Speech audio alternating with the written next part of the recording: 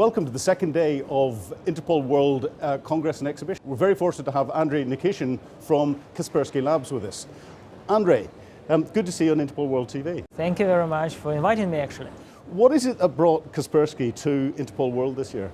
So we have actually a bunch of different products, but the most important thing we brought here is our Kaspersky operating system.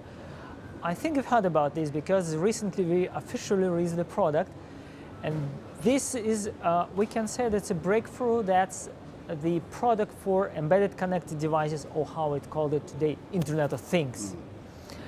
And we believe our approach with secure operating system beneath of the software, it's the only way to protect Internet of Things.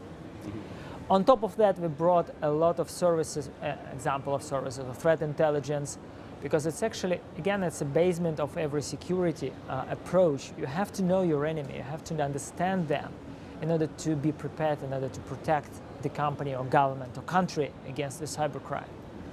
And definitely our products to help to prevent and protect against cybercrime and cyber espionage. So you mentioned the Internet of Things. Is it not more appropriate to call it the Internet of Threats? At the moment, yes. But on the other hand, it's Internet of Opportunity for all of us, not only for us as a cybersecurity company, but for us as a human beings, because connectivity actually brings a lot of benefits.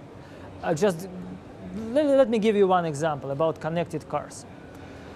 Connectivity for cars brings a lot of benefits for us as drivers, because OEM manufacturers or car manufacturers can give us predictive maintenance. So the car could tell you when exactly you have to do maintenance and what exactly you have to look at, on one hand. On the other hand, car manufacturers can bring a lot of statistics and make a better car for us. But on the other hand, connectivity brings some risks, because with connectivity, hackers can get access to your car, and recent research by two guys from the US showed it very clearly. We can get direct access and direct control of the overall car system and actually override the manual control of the driver. So again, threats and benefits. So that's why it's on one hand it's Internet of Things, on the other hand Internet of Threats, but on the first hand it's Internet of Opportunities for us. But from a security perspective, we've got millions of connected devices out there, and they're growing exponentially. Yes. There's no security has been built into them at all in most cases. Sure. How do we give confidence to those that are going to see these coming into their supposedly secure networks? And the weakest link, as we know, is the endpoint that hasn't got the security apparatus on it. So let us think about why the devices, connected devices, is not secure. First reason that it's a new market. And the companies, especially startup, they're eager to push the product as soon as possible. And in order to release the product sooner, we have to sacrifice something. What we have to sacrifice? Security. Another part of the story, it's established company. They spent years on safety.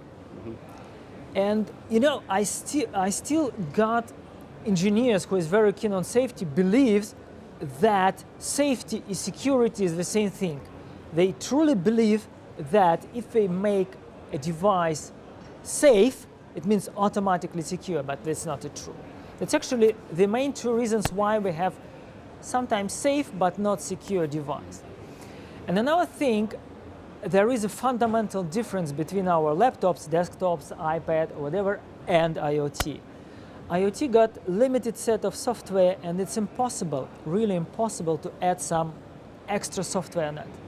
So the device should be built by design secure. And the only way, as we see it, is to provide some platform to that allows, it actually disallows to make the bad software, running a bad software, vulnerable software, or exploitable software on top of the IoT device. So what is it that Kaspersky Lab is bringing to secure IoT devices?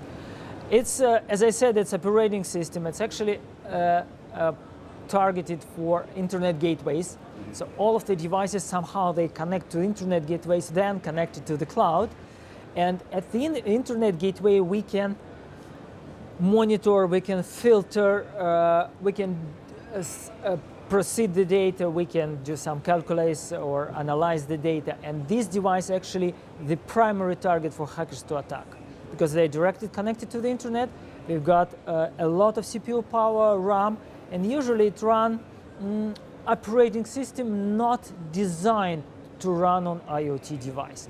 I won't name or pointed fingers, but this is, I love that operating system, but they designed for other stuff. And another, it's very powerful edge devices, how we called it, endpoint, you mentioned that. For example, cameras. You know, the trend that to add not only the just lens on the camera, but also do some visual analysis on that. For example, face recognition or plate recognition on camera. So camera sends not only pictures, but the data. So it's possible to connect to that and change the data. So that's also a target for us. That's kind of smart IoT devices. So you're someone who is being kept abreast of the new threats as they're developing. What keeps you awake at night? Oh, several things actually. You know, first of all, the human, it's still weakest link in cybersecurity. Even though cybersecurity as an industry, it's more than 20 years already, but still human, it's the weakest link, especially in industrial environment. I'm absolutely sure if the employees of industrial companies would be a little more savvy in cybersecurity, it helps to prevent at least 50% of incidents. One thing. And another thing, you were right, that's the exponential growing of a connected device. That without the security in mind, without the building the environment, secure environment of Internet of Things, it definitely could turn into Internet of Threats. That's the things I'm really worried about. Andrey, thank you very much indeed for your time. It's been a real pleasure talking to you on Interpol World Television. Thank you very much.